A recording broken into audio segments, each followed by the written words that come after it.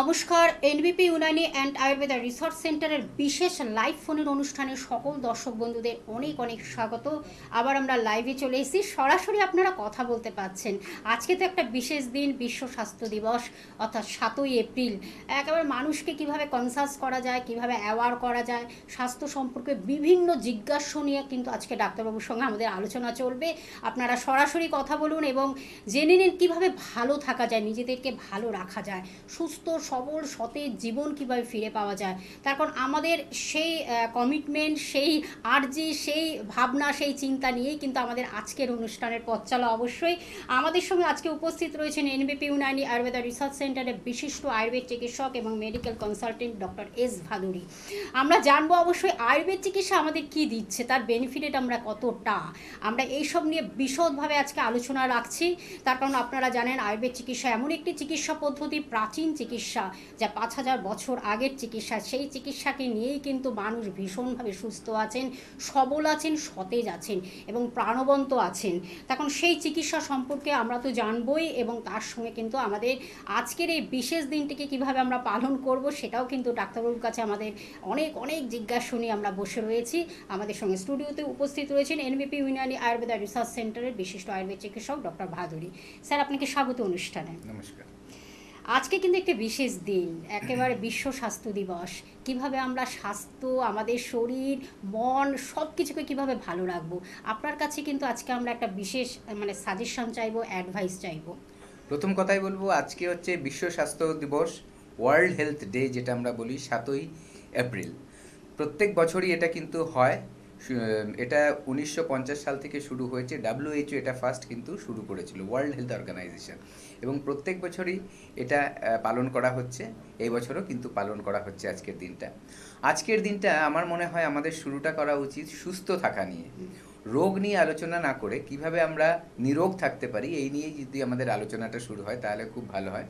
এবং আমি চাইবো প্রত্যেক দর্শক যারা আমাদের এই প্রোগ্রামটা দেখছেন তারা আজকে একটা নিজেদের মধ্যে একটা প্রতিজ্ঞা করি, চলুন, যে আজকে থেকে আমরা সবসময় চেষ্টা করব প্রত্যেকটা দিন যাতে আমরা নিজেদেরকে একটু একটু করে ভালো করে তুলতে পারি, একটু একটু করে নিজেদেরকে সুস্থ করে তুলতে পারি। কারণ একটা কথা মাথায় রাখতে হবে, স্বাস্থ্যই সম্পদ। যদি আমাদের স্বাস্থ্য হারিয়ে যায় তাহলে কিন্তু আমাদের যে রোজগার, টাকা পয়সা, সেটা কোনোটাই ঠিক থাকবে না। এবং যদি আপনার ব্যাংকে টাকাও পড়ে থাকে সেটা কিন্তু আপনি নিজের জন্য সেটা আনন্দ করে ভোগ করতে পারবেন না। আপনার সব কিছু কিন্তু নষ্ট হয়ে যায় যখন আপনার স্বাস্থ্য আপনার সাথে না থাকে। তাই চলুন আজকে আমরা শুরু করি আজকের দিনটা কিভাবে আমরা নিজেদেরকে সুস্থ রাখবো তার একটা ইন্ট্রোডাকশন নিয়ে। একদম সেই কমিটমেন্ট নিয়েই কিন্তু আমাদের আজকের অনুষ্ঠানটা অবশ্যই আপনার সকল বন্ধুদের কাছে পৌঁছে দিচ্ছি। তখন এই যে ওয়ার্ল্ড হেলথ ডেজ, যেই দিনটি কিন্তু ভীষণ গুরুত্বপূর্ণ। তখন কিভাবে শরীরকে ভালো রাখা যায়, তখন শরীরকে ভালো রাখার জন্যই কিন্তু প্রপার জায়গায় আপনাকে একজন একটা প্রপার কি বলবো একটা সচেতনমূলক প্রতিষ্ঠান বা ক্লিনিকের একটা জানতেই হবে সেই জায়গাটা। তার সঙ্গে ডক্টর, একেবারে এনবিপি ইউনানি আয়ুর্বেদা রিসার্চ সেন্টার কিন্তু গ্রুপ অফ ডক্টরসরা কিন্তু সেই প্রতিজ্ঞা, সেই তাদের এই প্রচেষ্টা, তাদের প্রয়াস সব কিছু মিলেমিশে তারা কিন্তু 100% রেজাল্টটা দিচ্ছেন মানুষকে এবং মানুষ ভীষণ সুস্থ আছেন, সবল আছেন। তার কারণ একটাই যে তাদের সেই প্রপার ডায়াগনোসিস, প্রপার ট্রিটমেন্টের মাধ্যমেই কিন্তু মানুষ সুস্থতার জায়গাটা তৈরি হচ্ছে। আয়ুর্বেদ চিকিৎসা এমন একটি চিকিৎসা পদ্ধতি যার কোনো সাইড এফেক্ট নেই, যার কোনো কেমিক্যালস নেই, যার কোনো কাটাছেঁড়া নেই, যার কোনো অপারেশন নেই।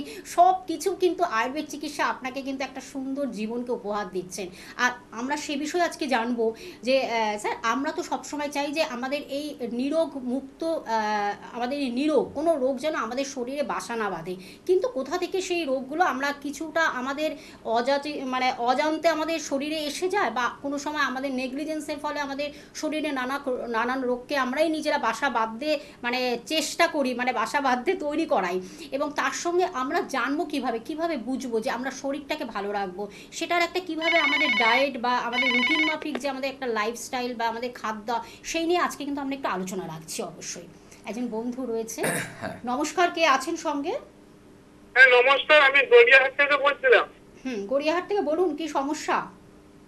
আমার প্রবলেম হচ্ছে উম, মানে প্রচুর গ্যাস অম্বলের সমস্যা হয়, আর মানে সারাদিন খিদেই পাই না। আচ্ছা, আপনার খাদ্য খাবারের ধরনটা একটু বলুন। খাদ্য খাবার মানে আমি এমনিতে তেল মশলা একটু কম খাই, আর সকালবেলা মানে ব্রেকফাস্টটা বাড়িতেই করি, তারপরে লাঞ্চটা ইয়েতে মানে অফিসে গিয়ে সেখানে করা হয়, কিন্তু বাড়ি থেকে আমার খাবারই নিয়ে যায়, আমি বাইরের খাবার খাই না। আচ্ছা, রাতে ঘুম ঠিক হয়? হ্যাঁ, ঘুম ঠিক হয়।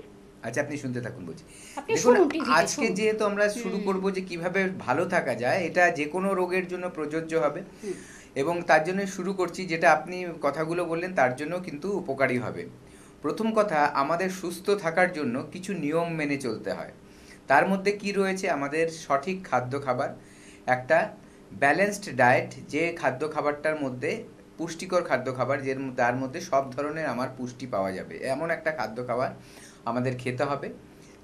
দ্বিতীয়ত, আমাদের রেগুলার কিন্তু একটা ব্যায়াম বা যোগাসন এগুলোর মধ্যে আমাদের থাকতে হবে, যেখানে আমার ব্যায়াম বা আসন যেগুলো করলে আমার শরীরের বিভিন্ন রকম মুভমেন্টস হবে, জয়েন্টগুলো ঠিক মতো কাজ করবে, আমার মাংসপেশি ঠিক মতো কাজ করবে, আমার রক্ত চলাচল ঠিক মতো হবে, এরকমভাবে কিন্তু আমার শরীরটায় যাতে মানে কাজ করানো যায় শরীরকে, সেরকম একটা নিয়মের মধ্যে চলতে হবে, মানে যেটাকে আমরা এক্সারসাইজ বলি।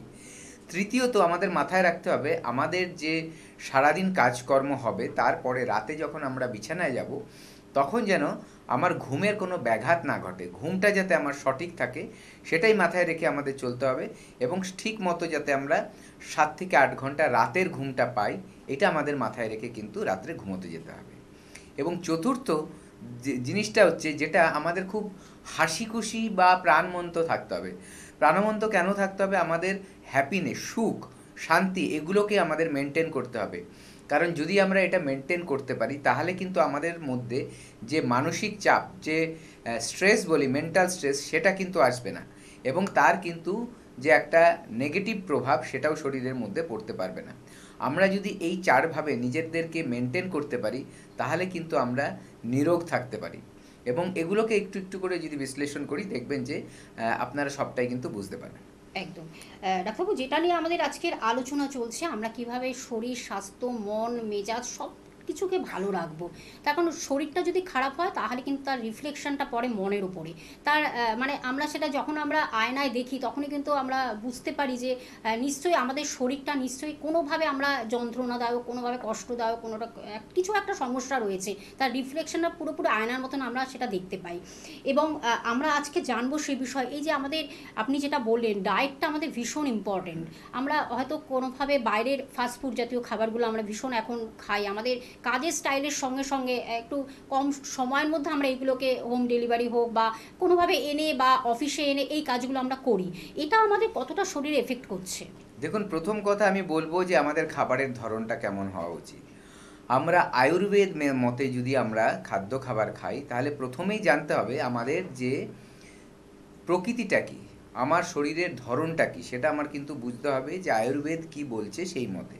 অ্যাকচুয়ালি আমাদের ত্রিদোষ থাকে, 3টে দোষ থাকে শরীরের মধ্যে, যেটাকে বলে বায়ু, পিত্ত, কফ। এবং আমাদের প্রকৃতিটা হয় যে আমার এই 3টে দোষের মধ্যে কোনটার প্রভাব আমার শরীরের মধ্যে, মনের মধ্যে সবচেয়ে বেশি। কারো ক্ষেত্রে দেখা যাবে যে বায়ু পিত্ত আছে, কারো মধ্যে দেখা যাবে কফ পিত্ত আছে, কারো মধ্যে দেখা যাবে কফ আর বায়ু আছে। তো এরকম 3টের কম্বিনেশনে কিন্তু আমাদের শরীরগুলো হয়। এবার তার মধ্যে দেখে নিতে হবে যে কোন কম্বিনেশনে আমাদের কি ধরনের খাদ্য খাবার খাওয়া উচিত। দেখুন, যাদের মধ্যে ধরুন পিত্তের দোষ আছে, তারা যদি অতিরিক্ত মাত্রায় অ্যাসিডিটি হয় এমন খাদ্য খাবার খায়, তাহলে তার অ্যাসিডিটি আরও বেড়ে যাবে, শরীরের সমস্যা হতে পারে। যার মধ্যে বায়ুর ব্যাপারটা বেশি, মানে পরিমাণ, মানে বায়ু প্রকৃতির যারা, তাদের মধ্যে মানে যদি কোনো সময় দেখা যায় বায়ুটা বেড়ে যাচ্ছে, সে সময় যদি আমি বায়ু প্রকৃতিতে যেগুলো ক্ষতি করে সেই খাদ্য খাবারগুলো খাই, তাহলে দেখা যাবে আমার শরীরের বায়ুটা বেড়ে যাচ্ছে, আমার বিভিন্ন ধরনের ব্যথার সমস্যা হতে পারে, বিভিন্ন দেখা যাবে যে হজমে গ্যাসের সমস্যা হচ্ছে, পেইন হবে সারা শরীরে, এইগুলো কিন্তু প্রভাব পড়তে পারে। তারপরে যদি আবার দেখা যায় যে কফের ধাত যাদের, কফ প্রকৃতি যারা আছে, ধরুন তাদের মধ্যে দেখা যাচ্ছে কিছু কিছু খাদ্য খাবার তাদের শরীরকে আরও কফের মাত্রা বাড়িয়ে দেবে, সেই ধরনের যদি খাদ্য খাবার খাওয়া যায় তাহলে তার ক্ষতি হবে, তার জন্য সেটাকে বর্জন করে খেতে হবে। এইভাবে যদি আমরা ঠিক মতো খাদ্য খাবারগুলো খেতে পারি তাহলে কিন্তু আমরা ঠিক মতো নিজের বায়ুপিত্ত কফটাকে ব্যালেন্স করে থাকতে পারবো, এবং আমি যে প্রকৃতির সেই প্রকৃতিটাকে মেনটেন করে চললে আমি সুস্থ থাকবো। এটা হচ্ছে একটা। তার পাশাপাশি আরেকটা ব্যাপার আছে খাদ্য খাওয়ার মধ্যে, যে আমি কোন সময় খাচ্ছি। আমাদের সব সময় মাথায় রাখতে হবে আমরা মানুষ যারা, তারা কিন্তু অ্যাকচুয়ালি শাকাহারি মানে শাকাহারি জন্তু। আমরা কিন্তু শাকাহারি জন্তু। আপনি এটা বুঝবেন কিভাবে? দুটো যদি আমি এক্সাম্পল দিই আপনি বুঝতে পারবেন। দেখুন, যারা মাংসাশী হয় তাদের কিন্তু দেখবেন একটা দাঁত সেটা অনেক বড় হয়, আমাদের কিন্তু সেই বড় দাঁতটা নেই। দ্বিতীয় কথা, দেখবেন যারা মাংসাশী হয় তারা কিন্তু জল জাতীয় কোনো খাবার, লিকুইড খাবার চেটে চেটে খায়, এবং যারা ধরুন ভেজিটেরিয়ান হয় বা শাকাহারি হয় তারা কিন্তু জল চুমুক দিয়ে খায়। ঘোড়া থেকে শুরু করে, গরু থেকে শুরু করে সবাই, এবং আমরা মানুষেরও কিন্তু ধর্ম যে চুমুক দিয়েই জলটা খায়। তো এইটা দেখলেই আমরা বুঝতে পারি যে আমরা কিন্তু শাকাহারি। কিন্তু আজকে পরিস্থিতির পরিপ্রেক্ষিতে মানুষের খাবার কি বলবো যে অনেক কিছু পছন্দের ওপরে নির্ভর করে আমরা দুরকমই খাচ্ছি। তবু বলবো আমি যে যে আমিষ মানে ভেজিটেরিয়ান হোক বা নন ভেজিটেরিয়ান হোক, আমি বলবো সেক্ষেত্রে আমাদের ভেজিটেরিয়ান খাবারের মাত্রাটা বেশি করে রাখতে হবে, এবং নন ভেজটাকে যতটা পারবেন কমিয়ে দিতে পারবেন। এবং তার পাশাপাশি দেখতে হবে যত ধরনের, যত টেস্টের খাবার আছে শাকসবজির মধ্যে সব রকম খেতে হবে। যেমন ধরুন কোনোটা মিষ্টি, কোনোটা টক, কোনোটা তেতো, কোনোটা কষা, কোনোটা কি বলবো নোনতা, এরকম যত রকম টেস্ট আছে সব রকম টেস্ট যাতে আমাদের খাদ্য খাবারের মধ্যে থাকে, ওটা ঘুরিয়ে ফিরিয়ে আমাদের খেতে হবে। এবং খাবার টাইমটা হবে, সবচেয়ে ভারী খাবারটা খাবো আমি দুপুরবেলা, যখন সূর্য আমাদের মাথার ওপর থাকে। সকালে এবং সন্ধ্যার পর যে খাবারটা খাবো সেটা হালকা খাবার খাবো, কারণ সেই সময় হজমটা কম হয়, তখন ওইভাবে খেতে হবে।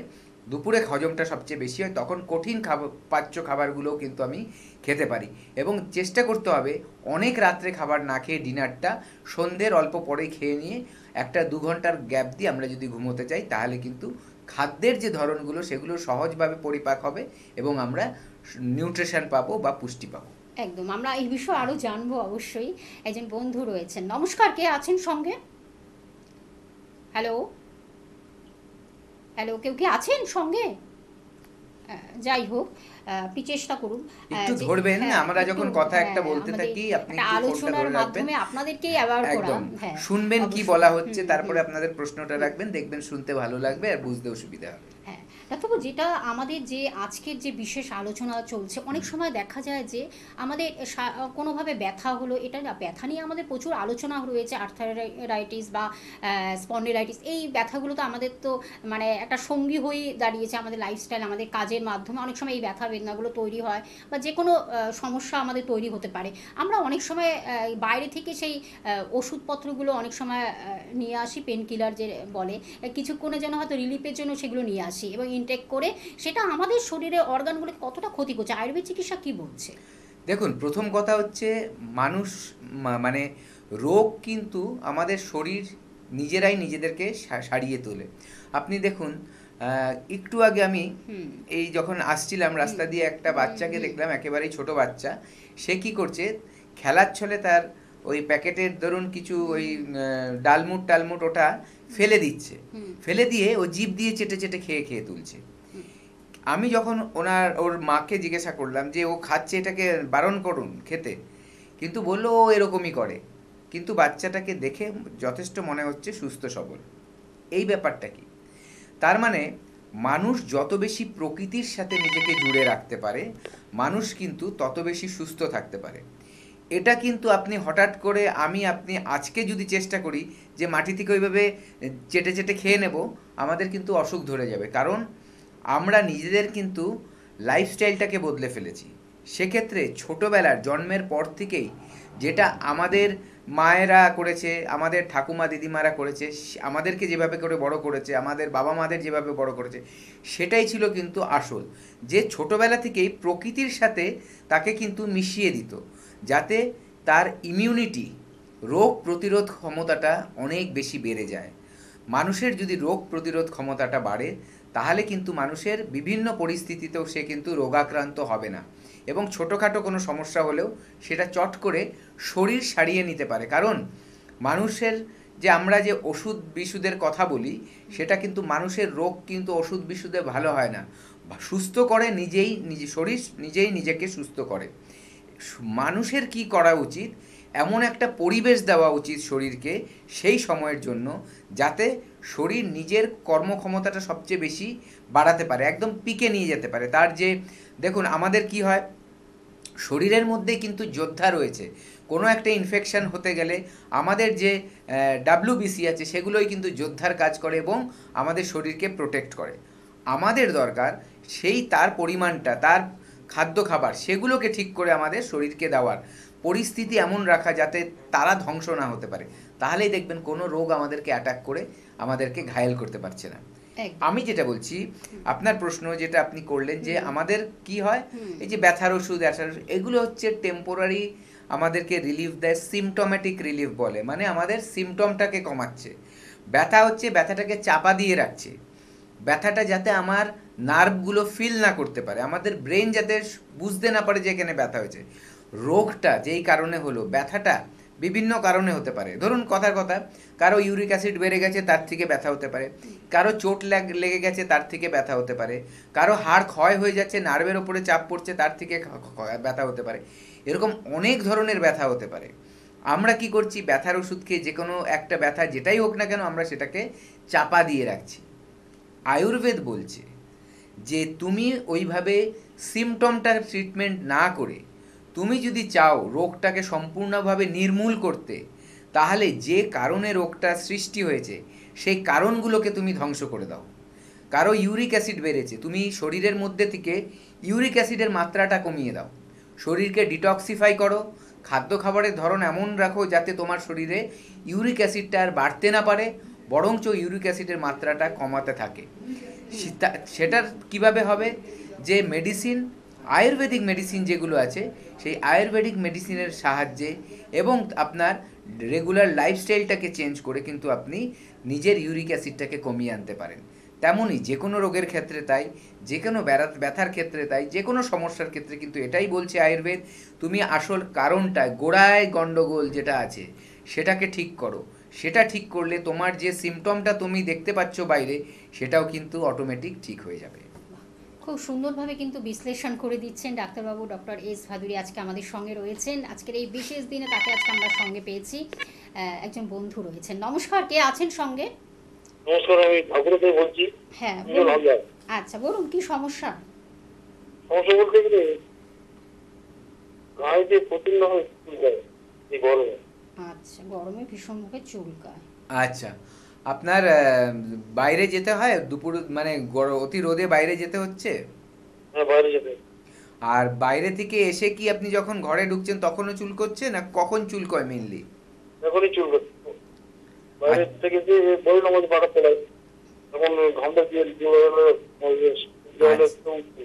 আচ্ছা আচ্ছা, আপনি শুনুন আমি বলছি। আপনি শুনুন দেখুন, টিভিতে। প্রথম কথা হচ্ছে এই যে অতিরিক্ত ঘাম যখন হচ্ছে, দুটো ব্যাপার হচ্ছে। একটা হচ্ছে যে আমরা যখন বাইরে যাচ্ছি, আমাদের গায়ে গরমটা অনেক রাখছে, আমাদের হিট হচ্ছে বডিটা। যখনই আমাদের অতিরিক্ত মাত্রায় বডি হিট হচ্ছে, সেখান থেকে অনেকের ক্ষেত্রে দেখা যায় গায়ে হাত পা চুলকোনো শুরু করে দেয়। সেটা কখন হয়, গরম থেকে যেই আপনি একটু ছায়ার মধ্যে এলেন, জামা কাপড় খুললেন, দেখবেন চুলকনিটা শুরু হয়ে যায়। এটা হিট অ্যালার্জি বলা হয়। যাদের মধ্যে অ্যালার্জির মাত্রাটা বেশি, তাদের দুরকম জিনিস হয়। কিছু খাদ্য খাবার খেলে সেখানেও মানে অ্যালার্জির প্রকোপটা বাড়ে, কোনো পরিস্থিতিতে বা পরিবেশে গেলেও সেটা বাড়তে পারে, ঠান্ডায় বা অতিরিক্ত গরমে সেটাও কিন্তু বাড়তে পারে। এবং কি হয়, কখনো গা হাত পা চুলকবে, ফোলা ফোলা হয়ে যাবে, ফোসকা ফোসকা হয়ে যাবে, এই প্রবলেমগুলো হয়। অনেক সময় আবার দেখা যায় যাদের ঠান্ডার থেকে হচ্ছে বা ধুলোবালির থেকে হচ্ছে, তাদের নাক দিয়ে জল পড়বে, হাঁচি উঠবে, এই সমস্যাগুলো। তো এগুলোকে আপনার ঠিক করতে হবে ভেতর থেকে। দেখুন, বাইরে থেকে আপনি সূর্যের আলোতে কম বেরোলেন বা ছাতা ইউজ করলেন, এগুলো হচ্ছে বাইরে থেকে আপনি একটা প্রোটেকশান নিলেন। কিন্তু রোগটাকে সারাতে গেলে আপনার কি করতে হবে, আপনার ভেতরের শরীরটাকে ঠান্ডা রাখতে হবে। এবং আমাদের ভেতরের শরীরটাকে ঠান্ডা রাখা মানে সবচেয়ে প্রথম যেটা দরকার, আমাদের লিভারটাকে ঠান্ডা রাখা। আমাদের লিভার যদি ঠান্ডা থাকে, সে যদি অতিরিক্ত তপ্ত না হয়ে যায়, মানে গরম না হয়ে যায়, তাহলেই কিন্তু দেখবেন যে আপনার শরীর ঠান্ডা হচ্ছে। এর জন্যই লিভার ঠান্ডা রাখার জন্য আমরা সবসময় কি বলি, ঠান্ডা খাবার খাবেন।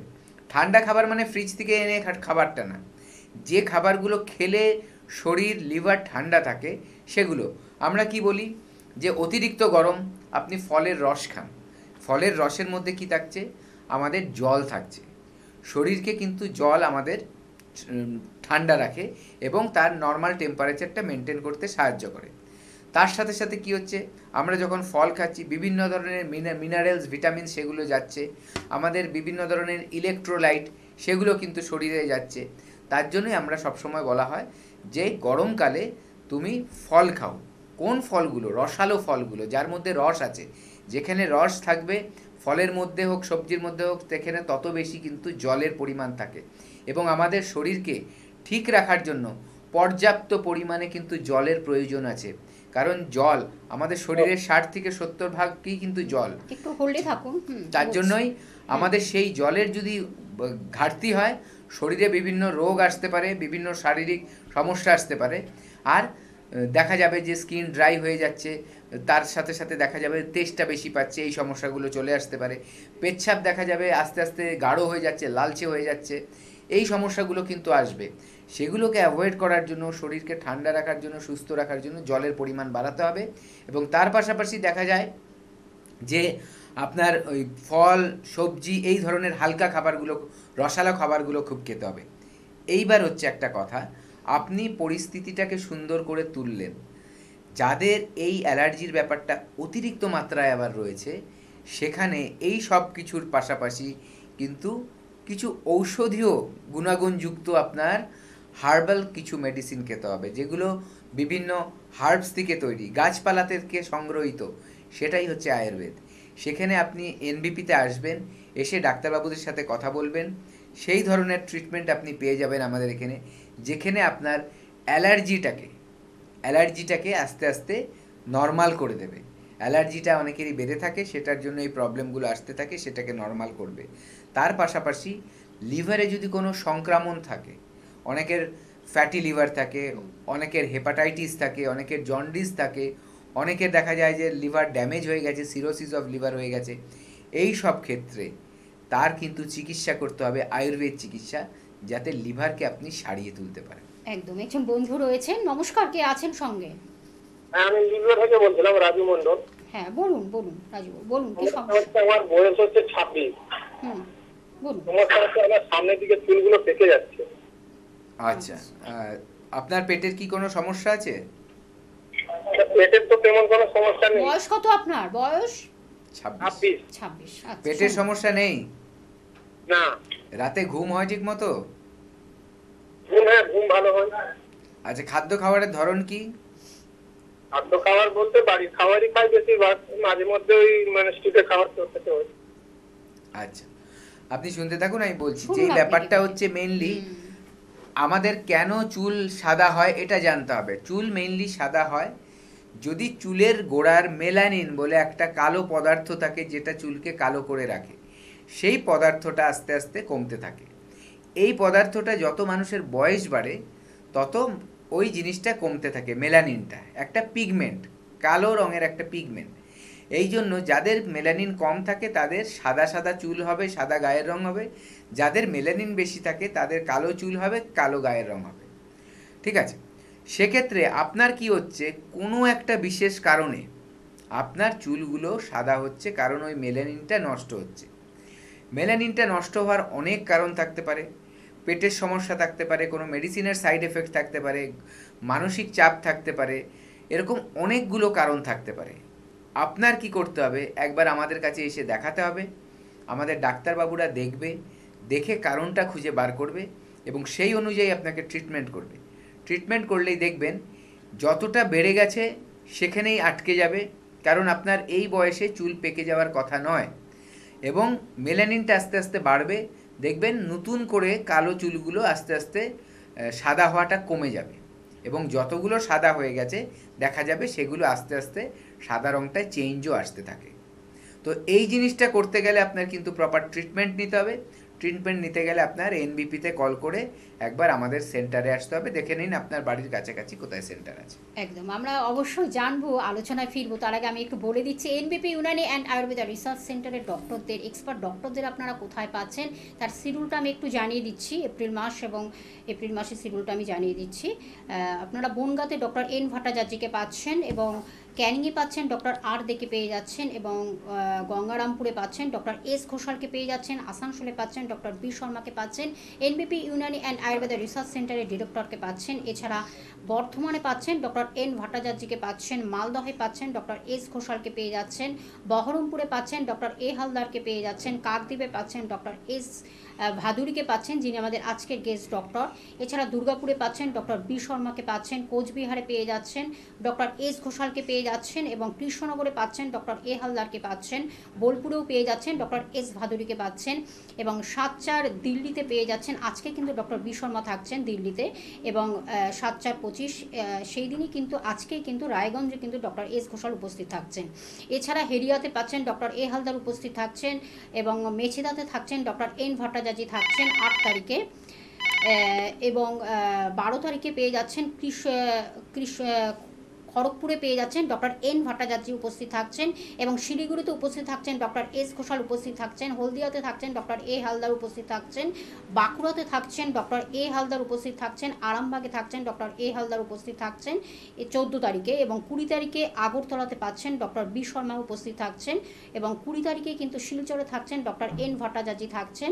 এবং এছাড়া কিন্তু আপনারা 27 তারিখে পাচ্ছেন জামশেদপুরে, সেখানে কিন্তু আলিপুরদুয়ারেও কিন্তু আপনারা 27 তারিখে সেখানে কিন্তু ওপেনিং হচ্ছে, সেখানে ডক্টর বি শর্মা ওপেনিংয়ের দিনে থাকছেন। প্রথম দিনই আপনারা পাচ্ছেন ডক্টর বি শর্মাকে।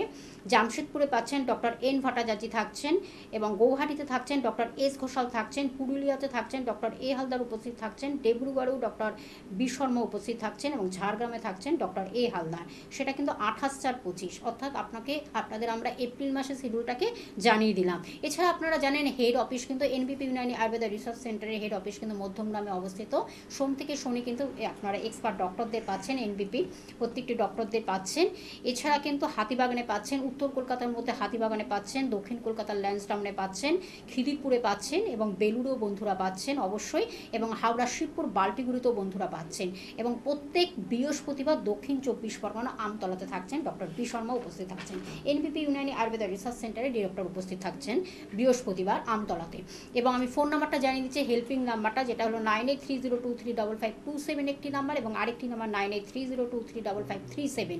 এই দুটি নাম্বার হলো হেল্পিং নাম্বার, যার মাধ্যমে আপনি কিন্তু ডিটেলসটা জানতে পাচ্ছেন। আপনার বাড়ি থেকে চেম্বার কত কাছে না দূরে, কতটা কোন ডাক্তারবাবুদের আপনারা পাচ্ছেন চেম্বারে, কোথায় কোথায় আছেন তারা, সব কিছু বিশদভাবে জানার জন্য কিন্তু অবশ্যই কিন্তু আপনাদের হেল্পিং নাম্বারটা ভীষণভাবে আপনাদের প্রয়োজন, এবং তার জন্য আপনাদের নোট করে রাখতে হবে। আর যদি কোথাও ট্রিটমেন্ট করে থাকেন চিকিৎসালয়ে, অবশ্যই তার প্রেসক্রিপশন এবং রিপোর্টগুলো ক্যারি করবেন, নিয়ে আসবেন সঙ্গে। আমরা অবশ্যই কিন্তু একজন বন্ধু রয়েছেন, ফোনটা নিয়ে নিচ্ছি। নমস্কার, কে আছেন সঙ্গে? হ্যালো, হ্যাঁ বলুন বলুন, কোথা থেকে বলছেন? বর্ধমান থেকে। বলুন কি সমস্যাটা বলুন। একটু জোরে বলতে হবে।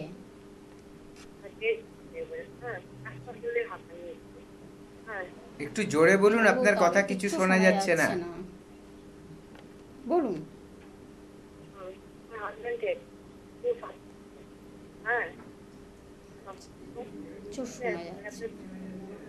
ম্যাডাম একটু জোরে বলুন, আপনার কথা শোনা যাচ্ছে না। আর একটু লাউডলি বলতে হবে। আমার হাজবেন্ড একটু শ্বাসকষ্ট। বয়স কত? বয়স হচ্ছে 70। 70। কোনো চিকিৎসা চলছে এখন? না। চিকিৎসা করাচ্ছেন না? না। কোথা? আপনি কোথা থেকে ফোন করছেন? কোথা থেকে? আমি বর্ধমান থেকে। আচ্ছা আচ্ছা, আচ্ছা ঠিক আছে, শুনতে থাকুন। শুনুন তাহলে আপনি। দেখুন, ঠিক আছে, শ্বাসকষ্ট এত বছর ধরে আছে ওনার, 70 বছর বয়সে শ্বাসকষ্ট, এটা চিকিৎসা করছেন না, এটা তো যে কোনো সময় বাড়াবাড়ি হয়ে যেতে পারে। একটাই কথা বলবো, আয়ুর্বেদে শ্বাসকষ্টের কিন্তু চিকিৎসা রয়েছে, আর ডিলে করবেন না। 70 বছর বয়সটা কিন্তু অনেকটাই বেশি হয়েছে, যেটার জন্য ওনার কষ্টটা হচ্ছে। এটা যদি সিওপিডির পেশেন্ট থাকে তাহলে কিন্তু ট্রিটমেন্ট খুব তাড়াতাড়ি করাতে হবে, না হলে কিন্তু প্রবলেমটা হট করে বেড়ে যেতে পারে। আরেকটা হচ্ছে, যদি এটা অ্যাজম্যাটিক প্রবলেম থাকে সেটাকেও ট্রিটমেন্ট করাতে হবে, না হলে কিন্তু কষ্টটা বেড়ে যায়। তো যেটাই হোক, কোনো অ্যালার্জিক রিয়েকশান হচ্ছে কি না সেগুলোও জানার ব্যাপার আছে। একটা হেল্পলাইনে কল করুন, নিয়ে আসুন, পেশেন্টকে নিয়ে আসুন। পেশেন্টকে বাই চান্স যদি না আনতে পারেন তাহলে আপনি রিপোর্ট নিয়ে ডাক্তারবাবুদের সাথে দেখা করুন। যদি দেখছেন পেশেন্ট চলাফেরা করতে পারছে না, যদি পেশেন্ট চলাফেরা করতে পারে তাহলে তাকে নিয়ে আসুন। কারণ সামনে এসে যে চিকিৎসাটা যত ভালো হয়, অনলাইনে অতটা বোঝানো যায় না। কারণ চোখের সামনে একজনকে দেখার একটা প্রয়োজন আছে, তার সাথে কথা বললে আরও অনেক কিছু বেরিয়ে আসে, একটা প্রশ্ন করলে আরও 5টা উত্তর পাওয়া যায়। তাই জন্য ডাক্তারবাবুরা আরও বেশি ইজিলি বুঝে যেতে পারে যে তার কি হয়েছে এবং কি রোগের চিকিৎসা করতে হবে। ঠিক আছে, ঘাবড়াবেন না, কিন্তু ডিলে করবেন না, ফেলে রাখবেন না। হেল্পলাইন নাম্বারে কল করে একটা অ্যাপয়েন্টমেন্ট নিয়ে চলে আসুন। একদম।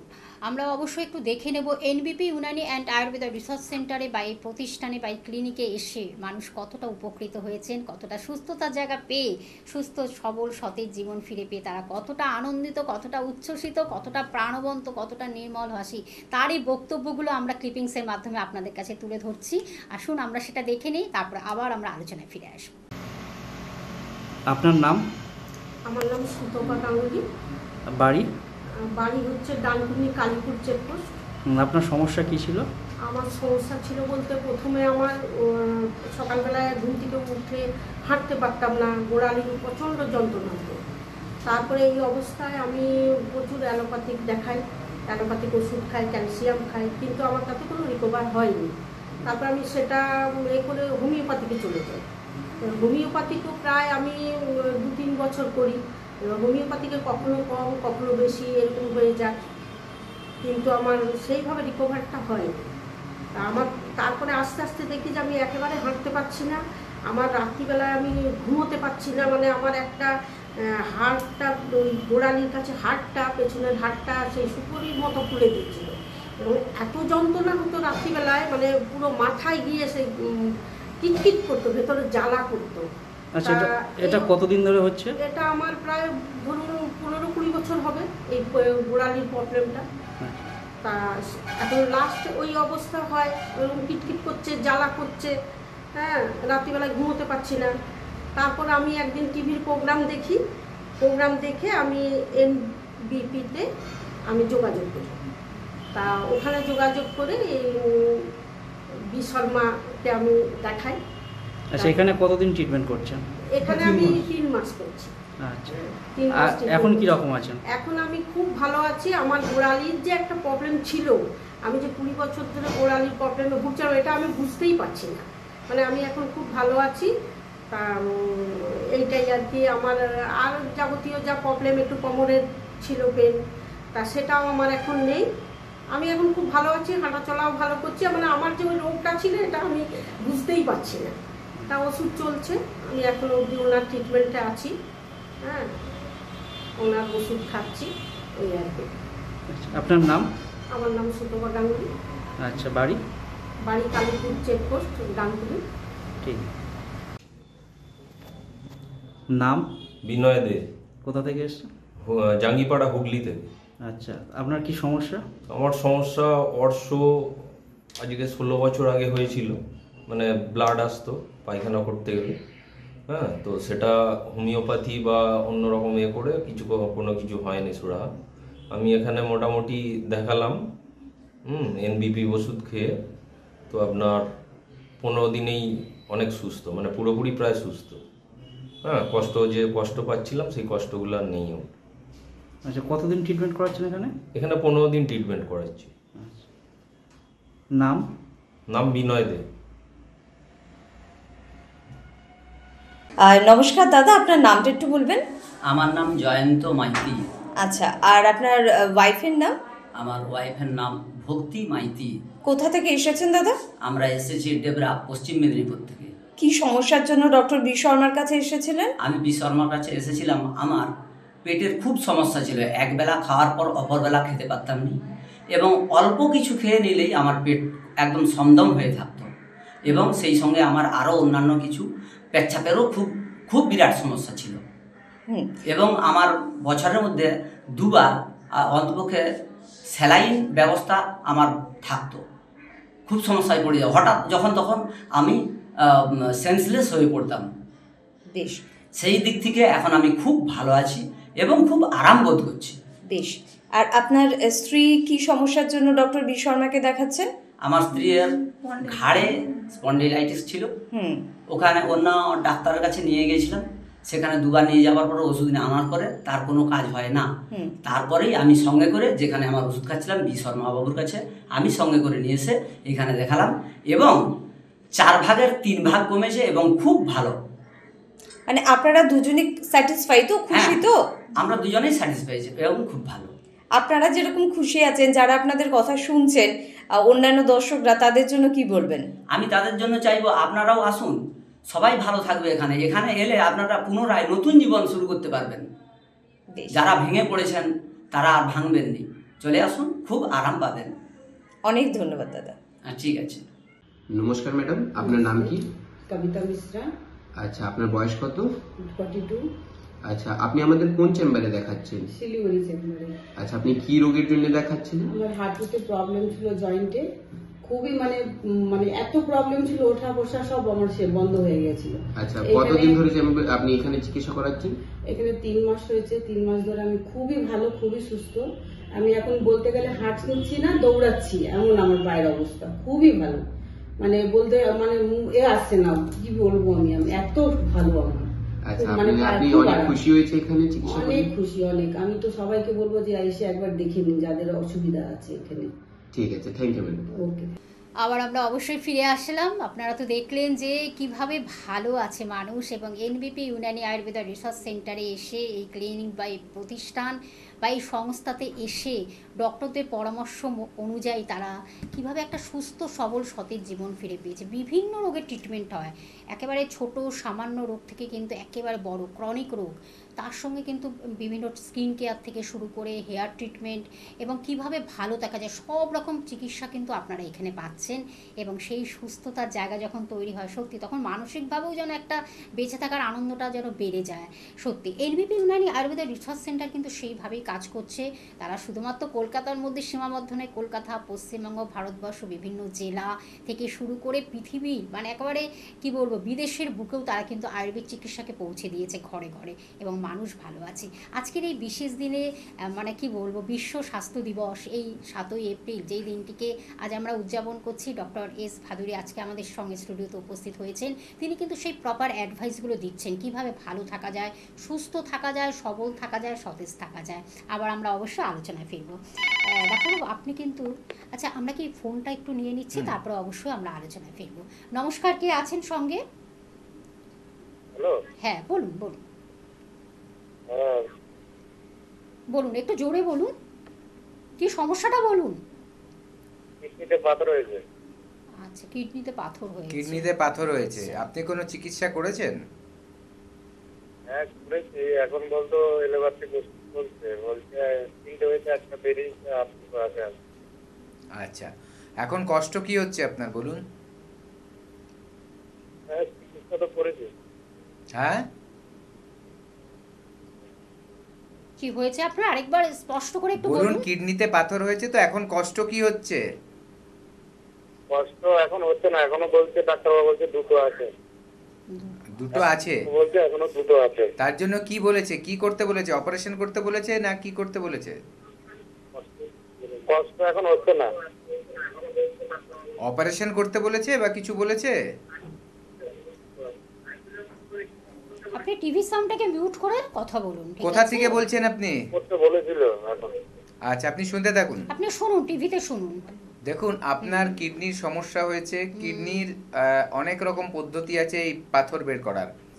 কোথাও কোথাও ওষুধ দিয়ে করবে, কোথাও কোথাও সার্জারি করবে, আমাদের যে আছে যে এনবিপিতে, এটা কিন্তু কমপ্লিট আয়ুর্বেদ চিকিৎসা হবে।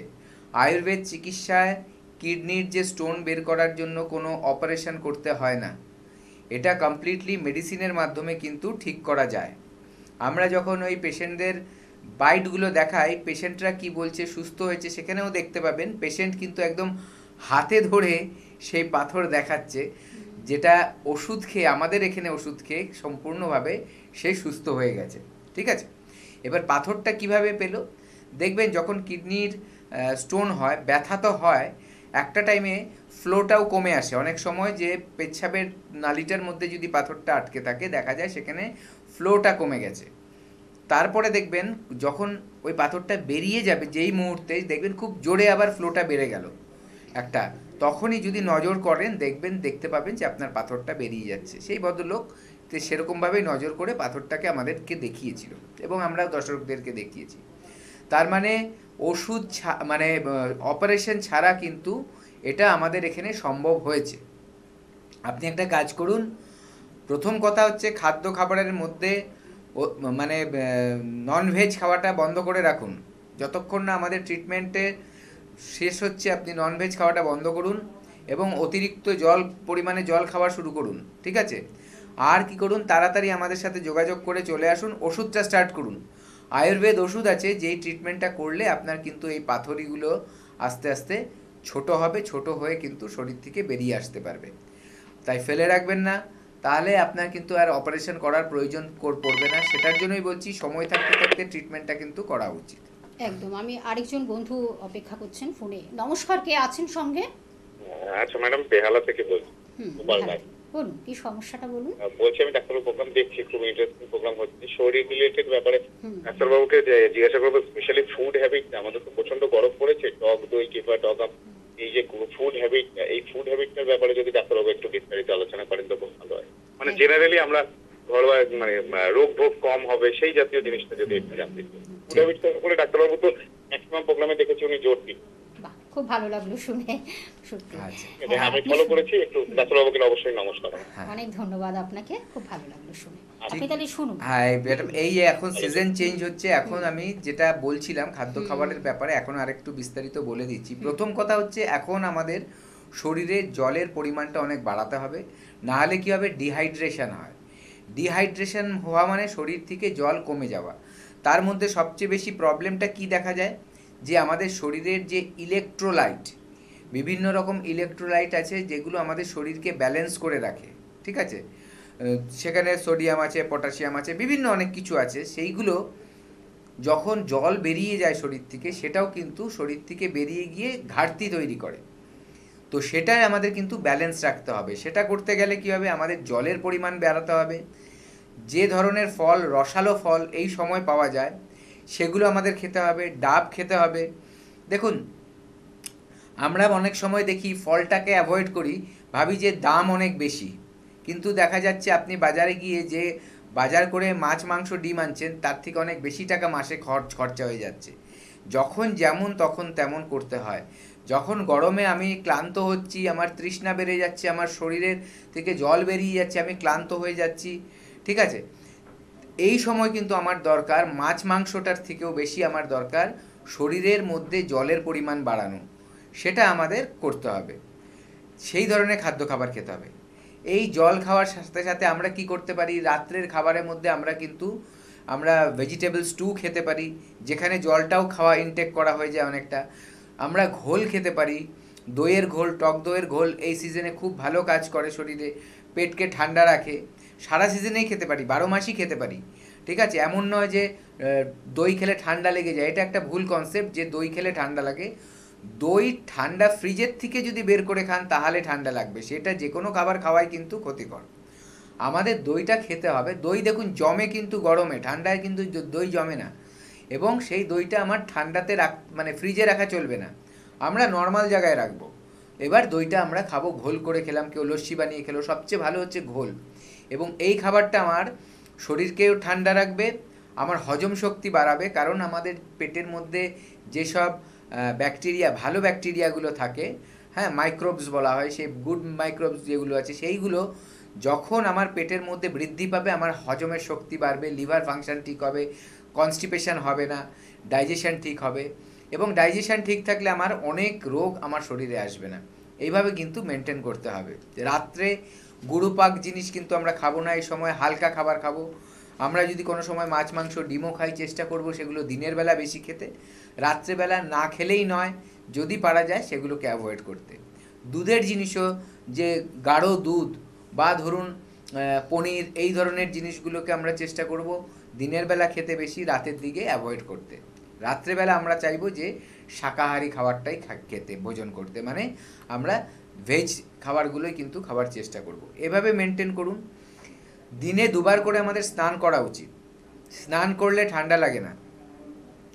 সময়টা কীরকম হবে, আপনি মানে সকালবেলা যার কোনো সমস্যা নেই তারা দিনের বেলা কর্মে যাওয়ার আগে বা স্কুলে যাওয়ার আগে হোক বা যেভাবেই হোক, মোটামুটি ধরুন স্নানটা করবে, স্নান করে ভাত টাত খেয়ে তারপরে তারা দুপুরের ভাত টাত খাবে বা টিফিন করলো, যেটাই করলো, একটা দিনের বেলা করবে সকালের দিকে। এবং আরেকটা করবে সূর্য অস্ত যাচ্ছে বা ধরুন সবাই বাড়ি ফিরছেন, তারপর যদি দেখছেন বাড়ি ফেরার পর জলটা অতিরিক্ত ঠান্ডা, তাহলে একটু হালকা গরম জল মিশিয়ে স্নান করুন। কিন্তু স্নান করাটা খুব প্রয়োজন, ওটা আপনার শরীরকে কিন্তু আবার রিভাইটালাইজ করে, মানে আপনার যে ক্লান্তি, সারাদিনের ক্লান্তি কিন্তু দূর করবে জল। আপনি সিঁড়ি দিয়ে উঠবেন, সিঁড়ি দিয়ে উঠে হয়তো আপনার তেষ্টা পায়নি, কিন্তু আপনি একটু হাঁপিয়ে যাচ্ছেন, জল খাবেন, দেখবেন হাঁপানোটা কমে যায়। কেন? জল হচ্ছে প্রাণ। কীরকমভাবে? জলের মধ্যে অনেক রকম মিনারেলস থাকে, অক্সিজেন থাকে, যেটা আমাদের শরীরকে প্রাণ শক্তিও দেয়। তো তাই জন্য জল কিন্তু বিশাল দরকার, এটাকে কিন্তু মেনটেন করতে হবে। এবং রাত্রের ঘুমানোটা এমনভাবে ঘুমোবেন যাতে টেম্পারেচারটা ঠিক থাকে, তাহলে ঘুমটা ঠিক হবে আপনার। অতিরিক্ত ঠান্ডা নয়, অতিরিক্ত গরম নয়, যে ঘাম হচ্ছে অতিরিক্ত এরকমও নয়, আবার ঠান্ডার চোটে আপনি কাঁপছেন ওরকমও নয়। একটা আরামদায়ক টেম্পারেচারে কিন্তু সবারই ঘুমানোর দরকার আছে, তাহলেই দেখবেন ঘুমটাও ঠিক হচ্ছে। এইভাবে মেনটেন করলে দেখবেন আপনি কিন্তু পুরো গ্রীষ্মকালে সুস্থই থাকবেন, কোনো রকম অসুবিধায় পড়তে হবে না। একজন বন্ধু রয়েছেন, তারপর অবশ্যই তো আবার আমরা আলোচনায় ফিরবো। নমস্কার, কে আছেন সঙ্গে? নমস্কার, সৌরভ মিত্র, সব নাগেরবাজার। নাগেরবাজার থেকে বলছেন, বলুন কি সমস্যা? সমস্যা হচ্ছে গলার মানে টনসিল যেটাকে বলে, ওখানে খুব ব্যথা করছে। আপনার কি ঠান্ডা লেগে গেছে হট করে? ঠান্ডা বলতে ওই ঠান্ডা খাওয়া দাওয়া করার জন্য লেগেছে, আর সেই গলার টনসিলের ব্যথা থেকে যখন ব্যথাটা বেরিয়ে আসছে ওই জায়গাটা ফুলে যাচ্ছে, কথা বলতে অসুবিধা। আচ্ছা আচ্ছা, আপনি একটা কাজ করুন, আপনি শুনুন কি বলছি। প্রথম কথা হচ্ছে ব্যাপারটা আপনার যেটা হচ্ছে টনসিল গ্ল্যান্ড ফুলছে, এটা যখন টেম্পারেচার ফ্লাকচুয়েট করে, ঠান্ডা থেকে গরম, গরম থেকে ঠান্ডা, হয়তো আপনি কোথাও বেড়াতে গেছেন ঠান্ডার জায়গায়, হট করে গরমের জায়গায় চলে এসেছেন, তখন টেম্পারেচার ফ্লাকচুয়েট করলো। আপনি সারাদিন মানে ধরুন সারা রাত ঘুমোচ্ছেন এসির মধ্যে, রাত্রিবেলা ঘুম থেকে উঠেই হট করে বাইরে চলে গেলেন, প্রচণ্ড রোদ, সেখান থেকেও টেম্পারেচার ফ্লাকচুয়েট করতে পারে। আপনি বিভিন্ন যানবাহনে ট্রাভেল করছেন যেখানে খুব ঠান্ডা, সেখান থেকে হট করে বেরিয়ে রাস্তা দিয়ে হাঁটা শুরু করে দিলেন গরমের মধ্যে, সেখানেও যেখানেই টেম্পারেচার ফ্লাকচুয়েট করে সেখানেই কিন্তু এই ঠান্ডা লাগার ব্যাপারটা চলে আসে। ঠিক আছে, বডি অ্যাডজাস্ট করতে অসুবিধা হয়, এবং যাদের অ্যালার্জির ধাত আছে বা ইমিউনিটি কম, রোদ প্রতিরোধের ক্ষমতাটা কম, তাদের মধ্যে এই সমস্যাটা চট করে চলে আসে। আপনার যখন টনসিল গ্ল্যান্ডগুলো ফুলেছে, এবার কি করবেন, ওখানে আপনি হালকা যাতে একটা গরম সেই অবধি পৌঁছয়, গ্ল্যান্ড অবধি আপনি গার্গল করতে পারেন হালকা গরম জল দিয়ে, তার মধ্যে একটু নুন দিয়ে, এটা করতে পারেন। এবং তার সাথে সাথে কি করতে পারেন, ওয়াটার ভেপারটা নিন, স্টিম তৈরি করুন। জলটা গরম করলে স্টিম তৈরি হবে, সেই স্টিমটা নাক দিয়ে মুখ দিয়ে আপনি টেনে টেনে নিন, তাহলে দেখবেন ওই জায়গায় বাষ্পগুলো গিয়ে আপনার ওই জায়গাটাকে কিন্তু আরাম দেবে, ব্যথাটাকে একটু কমাবে, কারণ ব্লাড সার্কুলেশনটা তাহলে বাড়বে। তার পাশাপাশি যেটা আমরা বলি আদা কিন্তু ব্লাড সার্কুলেশন বাড়ানোর জন্য খুব ভালো, কারণ ও ব্লাড থিনার, মানে ব্লাডটাকে তরল করে রাখে, ব্লাডটা জমতে দেয় না। ঠিক আছে, অনেক এরকম দেখবেন ওষুধ আছে যেগুলো ব্লাডটাকে জমতে দেয় না, সেরকমই কাজ কিন্তু করছে আমাদের এই আদা। তার জন্য আমি প্রাকৃতিকটা যদি আমি ব্যবহার করি সেটাই বেটার, আমার কোনো সাইড এফেক্ট নেই, তার জন্য ওটা ইউজ করবেন। হ্যাঁ, আদা কিন্তু এরকমভাবেই কাজ করে যে শরীরের মধ্যে যে ব্লাডের ফ্লোটাকে ঠিক রাখে, এবং তার জন্যই যখন ব্যথা হয়, কিছু হয়, পেটের হজম হওয়ার ব্যাপার থাকে, আদা কিন্তু সাহায্য করে আমাদেরকে। তো এটা মাথায় রাখবেন, আদাটা খেতে পারেন, একটু চুষে চুষে একটু কুচিয়ে নিয়ে খাবেন, অথবা খাদ্য খাবারের মধ্যে দেবেন। অবশ্যই যাদের ব্লিডিং পাইলস আছে বা ধরুন ব্লিডিংয়ের সমস্যা আছে, যে কোনো কারণে ধরুন গ্যাস্ট্রিকের আলসার আছে, তারা কিন্তু আদাটাকে খুব একটা খাবেন না, কারণ সেখান থেকে তাহলে ব্লাডটা ক্লট করতে দেয় না, যেহেতু তার মানে কোথাও যদি রাপচার হয় সেখান থেকে কিন্তু ব্লিডিং হতে পারে। এগুলো কিন্তু মাথায় রাখবেন। আর তাছাড়া এইভাবে খাদ্য খাবার করলে কিন্তু আপনার ভালো হবে। এইবার যেটা বলছি, যদি দেখছেন এরকম, আর গলাটা পেঁচিয়ে রাখবেন যাতে যখন কোনো ঠান্ডার জায়গায় যাবেন যাতে ওই জায়গাটায় ডাইরেক্ট ঠান্ডাটা না লাগে। নাক, কান, গলা এই তিনটে দিয়ে কিন্তু আমাদের ঠান্ডাগুলো ভেতরে প্রবেশ করে, বা জল প্রবেশ করে, যে কোনো কিছু প্রবেশ করে, ঠিক আছে। আর এই তিনটে ইন্টারকানেক্টেড, ইন্টারলিঙ্কড, ঠিক আছে। ইএনটি এর জন্য বলা হয়, ইয়ার, নোজ, থ্রোট। তো এইটাকে কিন্তু প্রোটেক্ট করতে হবে যদি আপনি নিজের ঠান্ডা থেকে বাঁচতে চান, বা ঠান্ডা লেগে যাওয়ার থেকে বাঁচতে চান ওয়েদার চেঞ্জ হওয়ার সময়। আরেকটা কি করতে হবে, যদি দেখছেন এটা একটু বাড়াবাড়ি হচ্ছে, কোনো মতেই ঠিক হচ্ছে না, তাহলে কিন্তু অবশ্যই ট্রিটমেন্ট রয়েছে।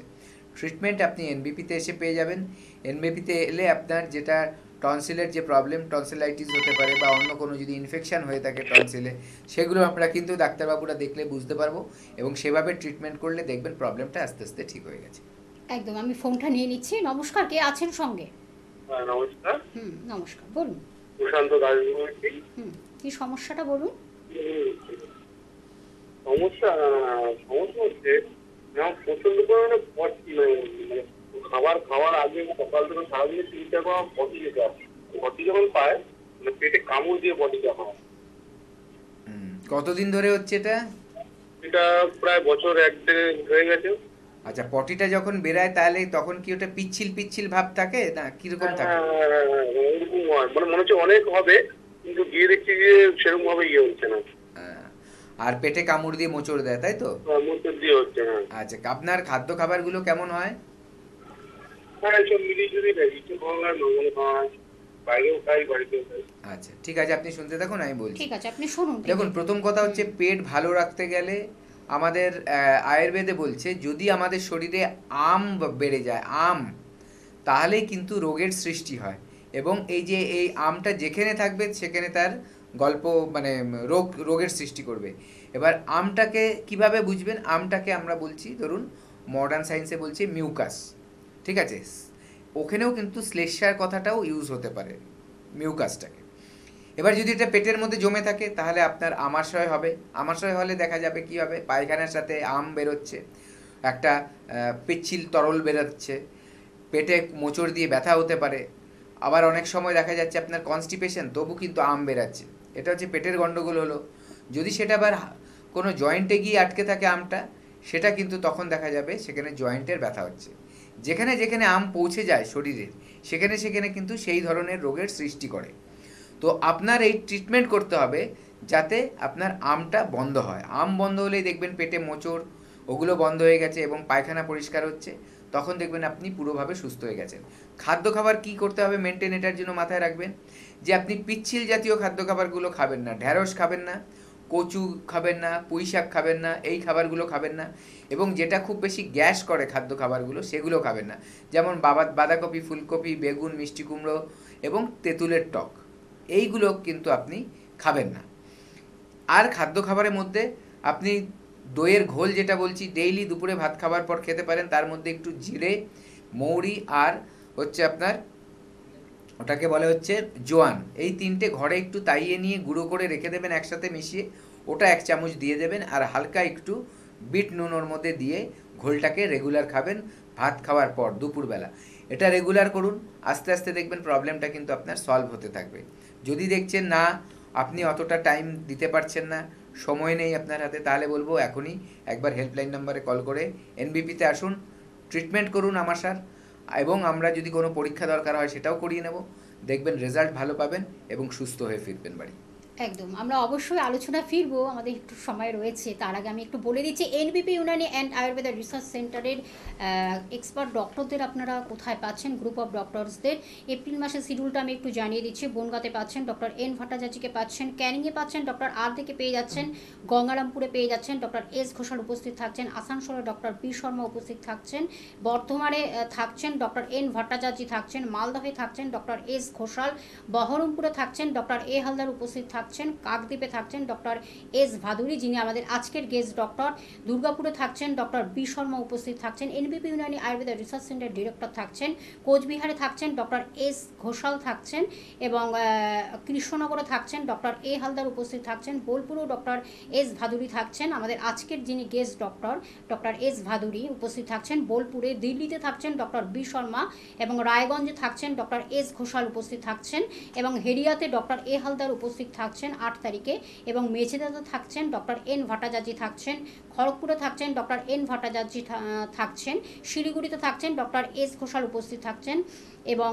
হলদিয়াতে থাকছেন ডক্টর এ হালদার উপস্থিত থাকছেন, বাঁকুড়াতে থাকছেন ডক্টর এ হালদার উপস্থিত থাকছেন, আরামবাগে থাকছেন ডক্টর এ হালদার উপস্থিত থাকছেন, আগরতলাতে থাকছেন ডক্টর বি শর্মা উপস্থিত থাকছেন, শিলচরে থাকছেন ডক্টর এন ভট্টাচার্য থাকছেন, এবং আলিপুরদুয়ার সেখানে কিন্তু ডক্টর বি শর্মা প্রথম দিন উপস্থিত থাকছেন। সেটা ওপেনিং হচ্ছে 27/4/25 অর্থাৎ 27শে এপ্রিলে কিন্তু আলিপুরদুয়ারে ওপেনিং হচ্ছে, সেখানে ডক্টর বি শর্মা উপস্থিত থাকছেন প্রথম দিন, এবং জামশেদপুরে থাকছেন ডক্টর এন ভট্টাচার্য থাকছেন, গুয়াহাটিতে থাকছেন ডক্টর এস ঘোষাল, পুরুলিয়াতে থাকছেন ডক্টর এ হালদার উপস্থিত থাকছেন, ডিব্রুগড়ে থাকছেন ডক্টর বি শর্মা উপস্থিত থাকছেন, এবং ঝাড়গ্রামে থাকছেন ডক্টর এ হালদার উপস্থিত থাকছেন, সেটা কিন্তু 28/4/25।